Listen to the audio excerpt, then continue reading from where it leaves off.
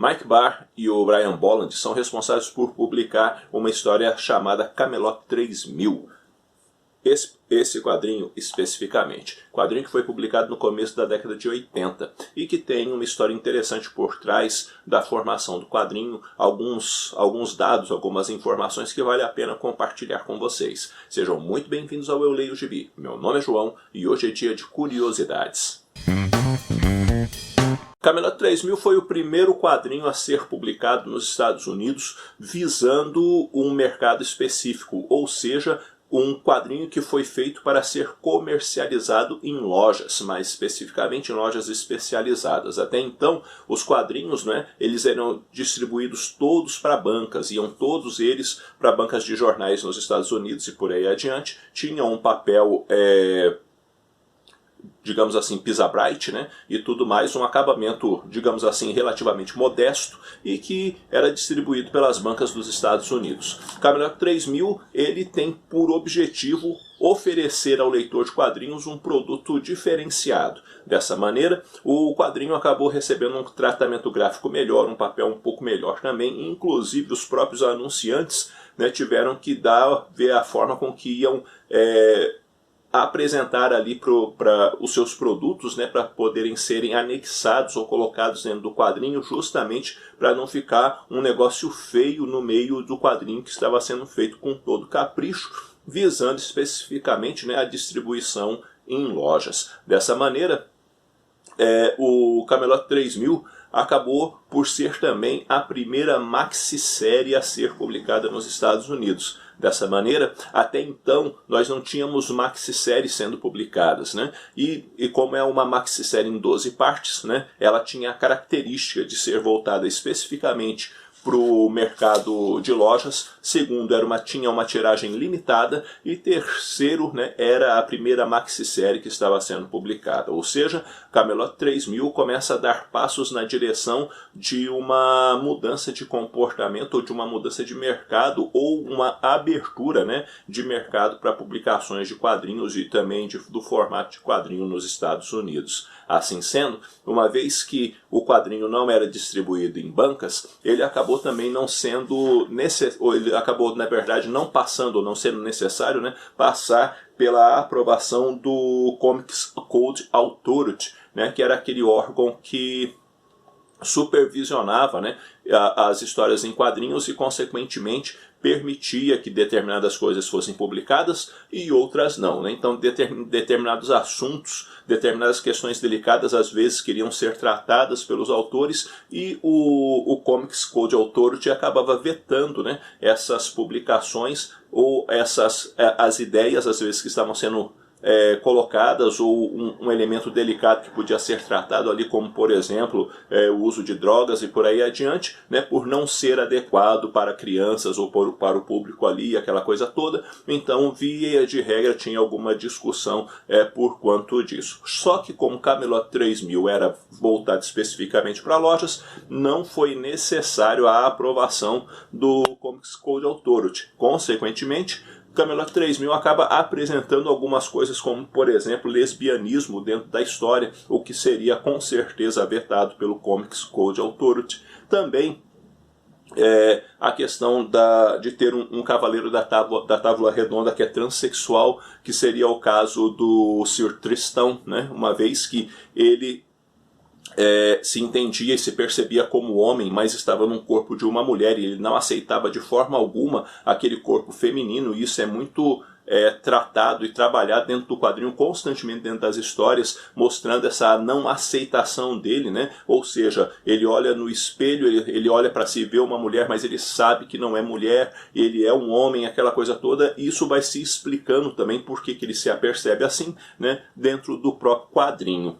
E o quadrinho, então, ele tem determinados assuntos que provavelmente seriam refugados pela referida entidade, mas como estava sendo publicado ou estava sendo distribuído para as lojas, acabou então que não precisou desse tipo de aprovação, né? Assuntos que de repente hoje não seriam complicados, na época eram, né? Então carecia, digamos assim, de um certo tato, ou um tato muito maior para poder lidar com determinadas temáticas. A Camelot 3000 também, inicialmente, ele tinha o nome de Pendragon, exatamente, e não era, ou a sua concepção, né, não partiu especificamente para ser uma história em quadrinhos. Pendragon era um conceito que o Mike Barr criou, e que criou na época que ele estava fazendo faculdade. E aí, lá na faculdade, ele pensou na história, aquela coisa toda, em como desenvolver isso aí, e a grande questão era, ele ia produzir um romance, ele produziria um roteiro de filme, ou ele produziria, de repente, uma série para televisão. Tudo isso passava-se pela cabeça dele durante o período ali onde ele esteve cursando a faculdade.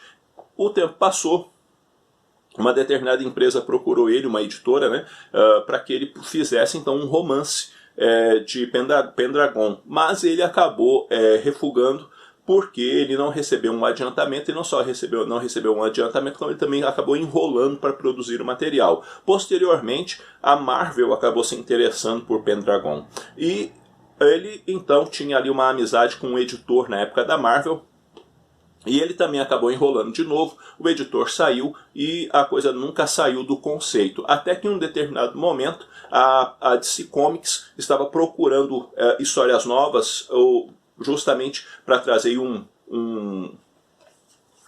material assim meio diferenciado, um pouco fora daquilo que o pessoal estava acostumado a receber, né, de conteúdo na época.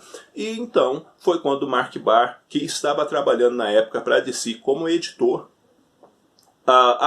refez, né, o conceito do Pendragon, batizando então não mais de Pendragon, mas de Camelot 3000, e apresentou para o pessoal da DC. Eles acabaram não gostando exatamente no primeiro momento, ele mexeu em algumas coisas e reapresentou, e nessas idas e vindas chegou o momento que o projeto foi apresentado, ele se afastou do cargo de editor justamente para que ele pudesse então escrever a história.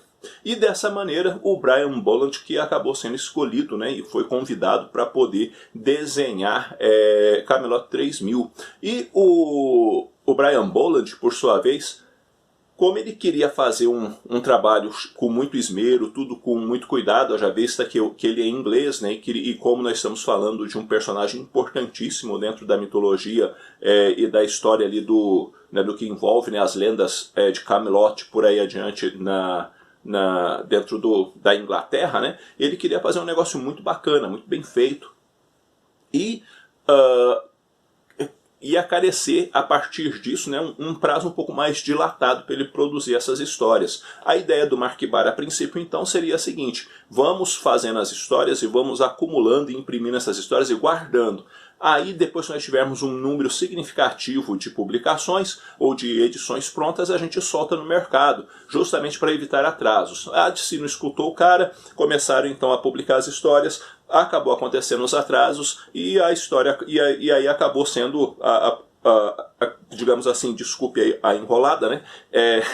Acabou então que a história acabou demorando mais do que deveria, né, para ser publicada, justamente porque o Brian Bolland queria fazer um trabalho melhor, a DC queria os prazos, e o Mark Barr queria, na verdade, que tivesse um número expressivo já de edições prontas, mas como a vontade de colocar no mercado foi maior do que escutar o escritor, deu no que deu, acabou sim produzindo atrasos. Camelot 3000, ela é uma história, e aí entrando especificamente na história para vocês, é uma história que se passa, como o próprio nome sugere, no ano 3000, né? E a Terra na história está sendo invadida, e está sendo invadida por alienígenas de um planeta que está ainda dentro do nosso sistema solar, né? Porque é descoberto um novo planeta, e é justamente desse planeta que esses alienígenas partem para a Terra com o intuito de dominá-la. Ali, um jovem chamado Tom está fugindo dos alienígenas junto com seus pais. Os pais do Tom acabam morrendo, e ele acaba então tendo que fugir a pé, porque ele está num veículo, né, da época, está num veículo com seus pais que acabam falecendo. Ele foge a pé, entra em alguns túneis, é perseguido pelos alienígenas, e acaba então que tem um local onde tem um esquife, tipo uma tumba, ele abre aquela tumba que está escrito alguns dizeres sobre o rei Arthur naquela tumba, ele abre ali e então o Arthur sai de dentro daquela tumba. Ou seja, ele estava num estado de hibernação. E assim sendo, ele desperta naquele momento, pois havia uma lenda que no momento que a Grã-Bretanha mais precisasse, e consequentemente também o mundo, Arthur retornaria e consequentemente salvaria o mundo. A partir disso, a história começa a ser desenvolvida pelo Mike Barr. E ele traz não 12 cavaleiros da Távola Redonda, mas apenas 6. Queria ele, a princípio, trazer os 12, mas ele não trouxe, haja vista que o Brian Bolland sugeriu que fossem apenas 6, e ele, pensando na sugestão do Brian Bolland, notou que se ele tentasse desenvolver todos os cavaleiros da Távola Redonda, isso não daria tão certo, não ficaria tão bacana quanto ele gostaria, porque seriam muitos personagens e pouco espaço para ele desenvolvê-los adequadamente. Então, houve uma restrição ao número de 6. E como então que esses 6 cavaleiros da Távola Redonda estariam ao lado de Arthur? Ora, o que acaba acontecendo é que, mediante a orientação do Merlin, eles acabam então, o Arthur descobre que a alma, né, ou a essência dos cavaleiros da Távola Redonda ficou reencarnando, né, nas pessoas até chegar no ano 3000. Então caça-se ali um caminho para que esse espírito, né, do Cavaleiro da Távola Redonda desperte novamente dentro da pessoa da qual ele foi reencarnado, e aí então é trazido à tona, ou emerge, né, esse espírito, e ele descobre, ele lembra de tudo que ele foi, de quem ele é e sua importância dentro da Távola Redonda, e como ele também deve servir o Arthur de Camelot. A partir disso, junta-se a Távola Redonda e vai se procurar os caminhos para vencer esses alienígenas. É uma história que essencialmente tem uma ideia bacana, é uma história em si legal, mas na minha opinião ela não envelheceu tão bem quanto poderia. Embora o Mike Barr, aliás, ele diga que a história é atemporal,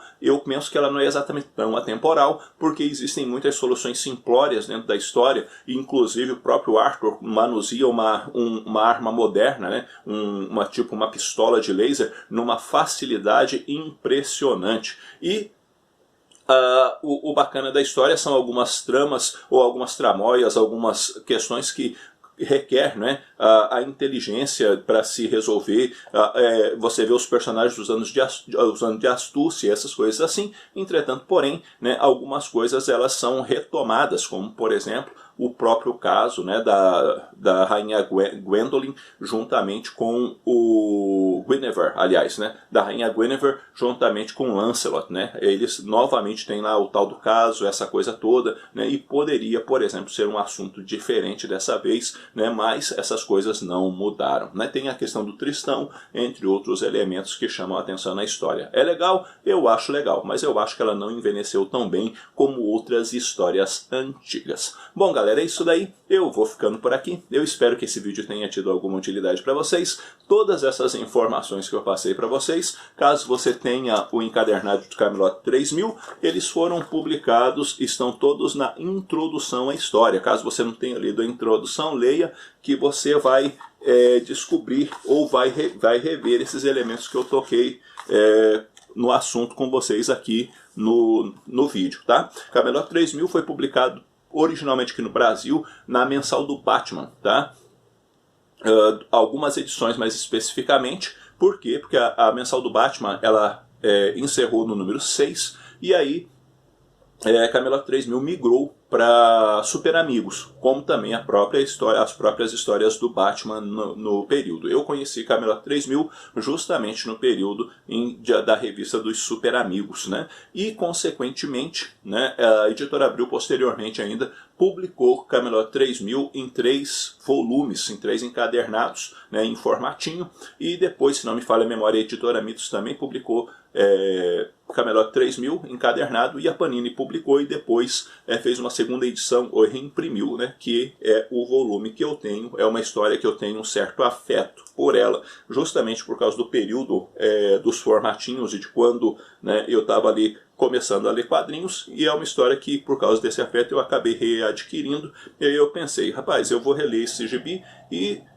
Quando eu vi as curiosidades que estavam sendo tocadas no assunto dentro da própria introdução ao quadrinho, falei, isso merece aí o compartilhar com o pessoal do canal. Então, compartilhei, e é bom, sempre bom, né, a gente ficar aí um pouco inteirado, né, pelo que é por trás do quadrinho, porque isso também nos ajuda a apreciar melhor a obra. Bom, eu vou ficando por aqui, falando isso de novo, né? Falei há pouco, mas eu vou ficando por aqui.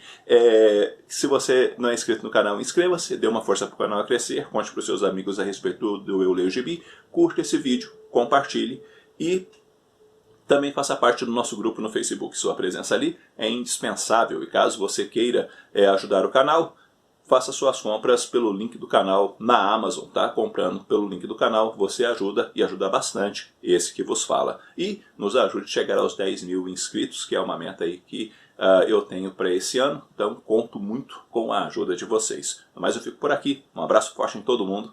Até a próxima.